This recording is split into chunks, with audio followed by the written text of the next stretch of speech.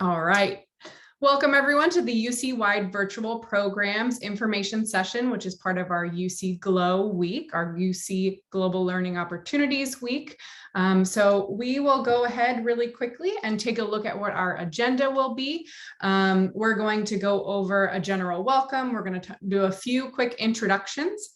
We're going to talk about the different types of virtual programs that are available these days. We're going to go over some academic, some funding and finance questions related to virtual programs. We're going to touch on the benefits of participating in a virtual program, and then we're going to look at some examples of programs that are available to all UC students. Then we'll talk about some next steps, and then we'll have some time for questions.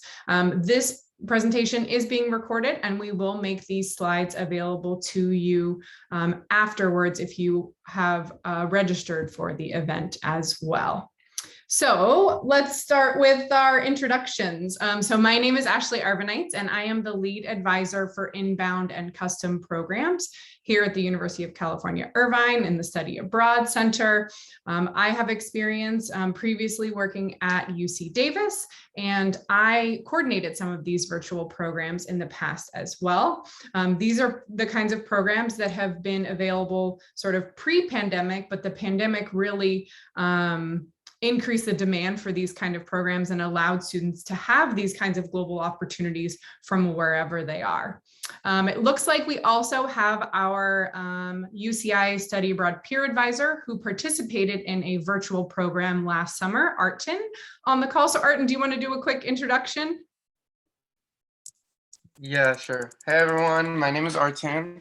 I did the virtual study abroad physics last summer. A little bit about myself. I'm a junior right now, studying biological sciences at UCI.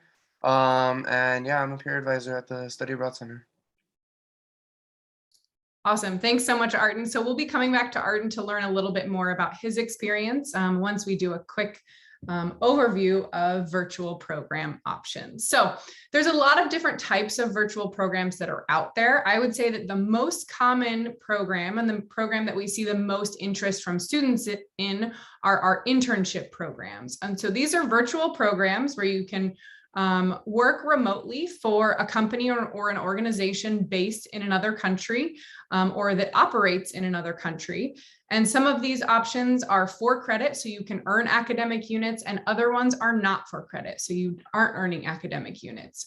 One distinction, if you are considering internship programs that are virtual, if they offer credit, you may be eligible for financial aid as long as you're maintaining that full-time student status. So that can be a benefit to taking an internship that does involve credit. Some internship options are paid, whereas other ones are unpaid. They're more volunteer options. And there are a number of different virtual internship programs that are available throughout multiple UC campuses and UCEAP, and we'll be going into a little bit more detail about those later on in the presentation. Another kind of virtual program is an academic program. So this is where you're going to be earning academic credit. You're going to be taking academic coursework. There may be things like you engage with a classroom that is based in another university in another country. And so maybe you're working on projects, maybe you're solving problems together, maybe you're doing presentations. So that is a kind of option that is also available. There currently aren't any programs that are academic programs that are open to all UC students, but your individual campus may have some academic virtual programs available just for the home campus students at this point. That may change in the future if you're one of our students that are in their first or second year and are getting a jump start on looking into programs. So I recommend, if that's something you're interested in, you keep your ear out for that. There also are some experiential or project-based programs. And so these ones, you could be coming together with a cohort of students from different regions around the world, and you are solving a global challenge, or you may be given a situation or an issue that you're trying to solve for a company, and you're coming together with, what is your pitch? What's your solution to this? And so you'll be working together on these project-based programs as well. Once again, there aren't any of these experiential or project-based programs that are open to all UC students, but your home campus may have a program available to its home students. So some things about academics. So I'm going to talk about a little bit about academics and finance, and I'm going to be specifically talking about the internship programs that are offered through the UCs and through UCEAP. So most of those programs are going to involve credit for those internships. So that means you have the opportunity to earn UC credit for the virtual programs if it does include coursework. The other great thing is that the grades will be averaged into your UC GPA. If you are interested in seeing what these coursework could potentially count for, you can meet with an academic counselor or advisor in your school or major to learn a little bit more about how this program and the coursework may actually be able to apply towards your graduation requirements, maybe your school requirements, your major, your minor, any GEs, those different kinds of things. Let's take a pause right here. Arden, I would love to learn a little bit more about your experience with the academics and what you were able to achieve in your virtual program. And maybe give a little background on the program, just in case we have any students who aren't familiar. Yeah, I would love to. So in the beginning, when I first wanted to, or like I decided to study abroad, I for sure wanted to do the physics program because as a bio major, my entire junior year is focused on physics itself. And so I was set on this program, and at first I was supposed to go abroad and do it in Ireland. And then I was told that it was going to be online. And at first I was disappointed. But honestly, after continuing with the program, I realized that, wow, this is actually like still such a good opportunity because like even though it was virtual, there's so many good things about it. You still like meet the professors at this university. They give you like the same experience. They gave us like a virtual tour of Ireland, and I still got to learn a lot about Ireland while still getting progress in my coursework. I now, instead of taking those 3 physics courses and 2 physics labs, I'm taking other classes. I'm working on other things. I could get this job here, or like I could do research somewhere. And yeah, I'm working towards my degree, having already done that part. Wonderful. Thank you so much. Another thing to keep in mind, I mentioned this briefly on the last slide, was about financial aid. So the great thing is that if you are maintaining full-time student status for the program, you would be eligible for financial aid as long as the coursework is degree applicable. So that could be a major, minor, GE, graduation requirement, or an elective that counts towards your degree. So for our quarter students, you have to maintain at least 6 units between all 3 summer sessions to be eligible for that. If you're one of our semester students, those are going to be usually 9 units that you have to maintain your status. There are a number of different scholarships that are available for virtual programs, and that includes prestigious scholarships like the Gilman. And we do have a couple of sessions about the Gilman Scholarship as well during our UC Glow Week. If you weren't able to attend, there will be access to recordings, and there's a number of other resources, most likely on your Study Abroad homepage under scholarships. All right, so thinking back, let's sort of take a step back and think about what are some of the benefits to virtual programs. So Arden already mentioned that in his particular case, he was able to work towards his degree, free up some time in his schedule in order to participate in other activities on campus. Maybe it's working, maybe it's clubs, and to sort of free it up and still while still working towards his degree and sort of staying on track. Arden, are there any other benefits that you would like to share from your specific experience? Yeah, not only that, I also got to meet a lot of people in the class. So a lot of it has to do with like group work, and it was still like a good experience, like getting to talk to a lot of people. Like even like they took like the virtual aspect and still made it feel like we were in person, and still put us in like breakout rooms, and we got to know a lot of people in our classes. Wonderful, right? And so that's one of the points that you'll see here is really building your global network. So this is an opportunity for you to meet students, maybe from your home campus that you've never met before, maybe from another UC campus, or if you are engaging with students from other universities or other organizations, you have the chance to do that as well. Arden mentioned too that he was able to still meet the professors. And that is a great way for you to sort of build that career connection as well. And so to maintain that, maybe you can learn a little bit more about if they do specific research or the type of work that they do, or what it's even like to work in a specific field. And that may be really helpful in terms of sort of your career development, your career path that you decide to take once you finish your degree at your UC campus. I think it also allows you to gain new perspectives and insights on your field from others around the world. So a lot of times we think that there may be some common problems or issues that people all over the world face, but they may have different perspectives based on their values or culture or the way their government is structured or the history of their country. And so there's a lot of different things that you can learn from others and learn to look at problems in a new way, or to think about how we may be able to approach them in a method that has worked in another country as well.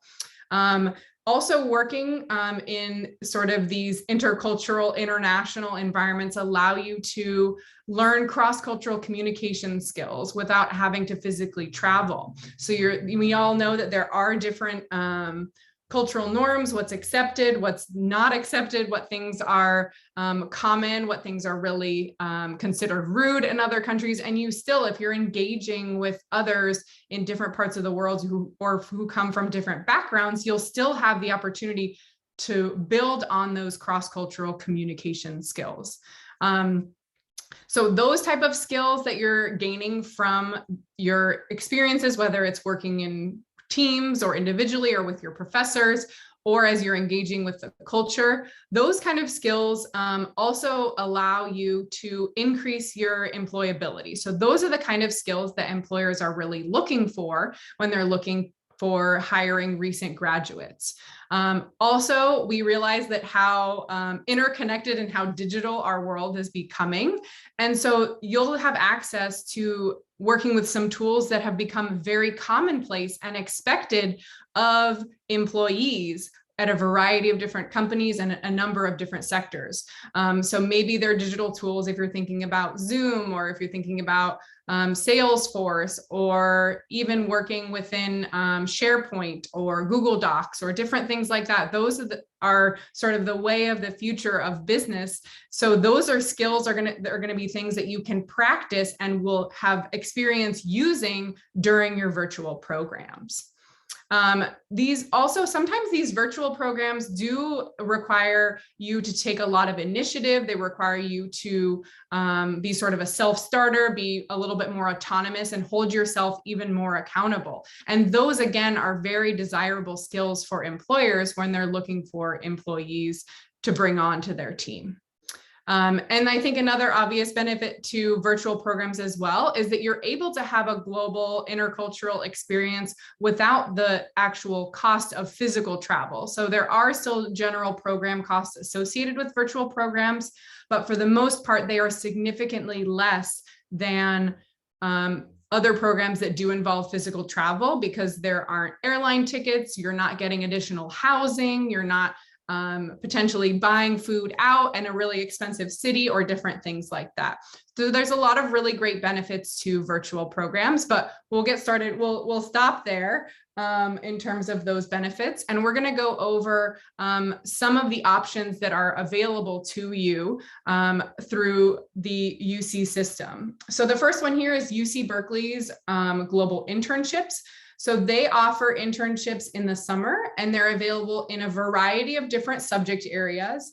And they are split up based on region. So if there's a part of the world that you've always been interested in learning about, or you wanted to engage, or you want to practice a language, they do have opportunities based on region. So on their website, as you can see here, there's a screenshot of it. It's also linked. So when I send out that PowerPoint, you can access their website.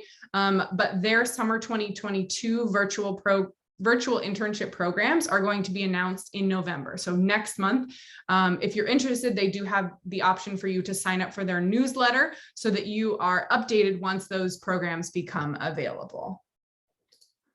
So the next type of virtual programs that we have for the summer are the Davis virtual summer internships. And so Davis organizes their programs a little bit differently. They are organized by subject matter. So they have 4 main areas that they offer internships. So the first track that they have is business and communications. The next one is engineering and computer sciences. The third one is social impact and public health. And then we have environment, green tech, and sustainability. And so for these particular programs, they are available worldwide. For all virtual internships, it's always good to see if there's a particular country you're interested in, get in contact with the advisors for that program to find out if students in the past have been placed in those particular locations in your area of study. So the next one that we'll touch on is UCEAP. So Artin participated in the UCEAP program, but that was an academic program for the summer physics. UCEAP also offers a virtual international internship, and they, similar to Berkeley, have multiple subject areas. They have internships available in a variety of different fields, and they have internships in over 10 cities in Australia, Europe, Central and South America. And finally, we have UC Santa Cruz's virtual global internship. So again, multiple subject areas, and they have 10 plus cities in Asia, Europe, and North America. So if you're looking at these programs, there are a lot of similarities. What I would encourage you to do is if there's a particular region or a particular area of study that you're interested in, I would sort of go and take a look at try to figure out a little bit more information about the internship placements, right? Look at the timing of when the programs run, how long is it, how many units, is there financial aid available for you, depending on the amount of coursework that's offered, as well as looking at the actual internship placements. So usually a lot of the internship providers are able to show you organizations that students have been placed with in the past.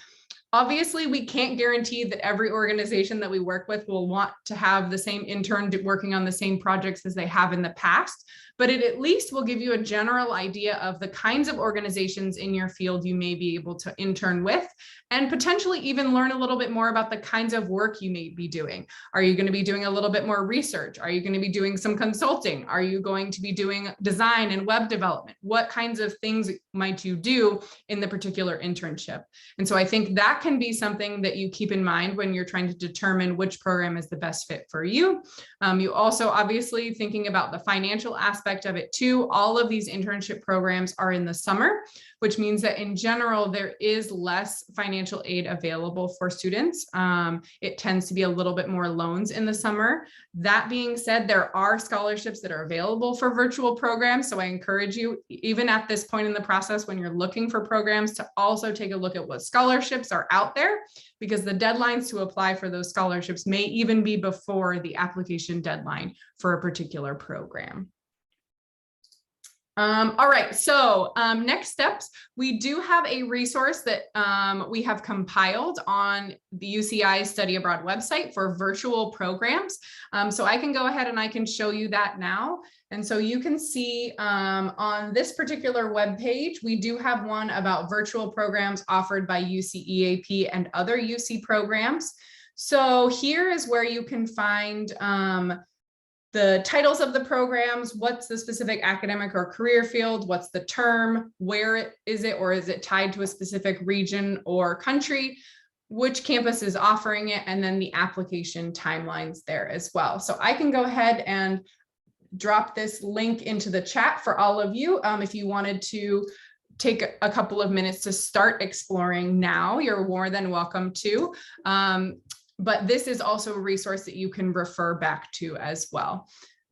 So the last couple of points here. So I would also encourage all of you to start connecting with your academic counselors and other support people in your life, whether that's parents, family, friends, mentors, those kind of things, and start thinking about what are your goals, what do you hope to do, is there a particular region you're interested in working in the future once you graduate? So maybe you want an internship to gain some experience and get a leg up on other students who haven't participated in a program like the ones that we've talked about today.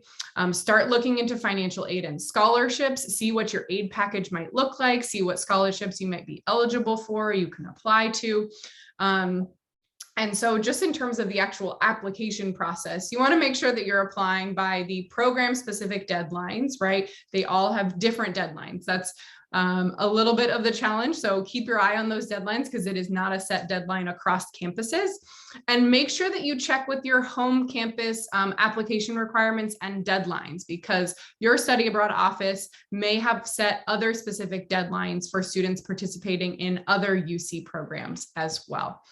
I think that's it for our formal presentation, but I did want to see if, Arten, if you had anything else that you wanted to add based on the program that you participated in, or any words of advice for students who are considering virtual programs. Yeah, if you guys have any questions about any academic programs, you guys are like welcome to ask any questions. It was just one thing I wanted to throw out there. I really want to emphasize the importance of scholarships. My best friend did the same program as me, and she applied to like about 4 scholarships, and only those 4 scholarships covered her entire tuition to the program. So please, please, please apply to scholarships. Take like an hour, and you can make up to like $2,000 off of a scholarship. So yeah, I really want to emphasize that. Awesome. That's a great word of advice, right? If you can get some extra finances, someone that can make your experience even better, or make it even accessible for you, make sure you take advantage of that as well.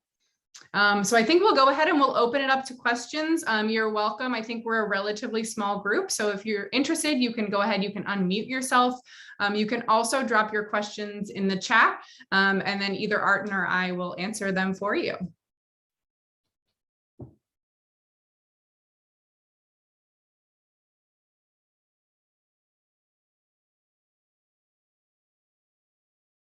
All right, I'll go ahead and I will stop that recording right now.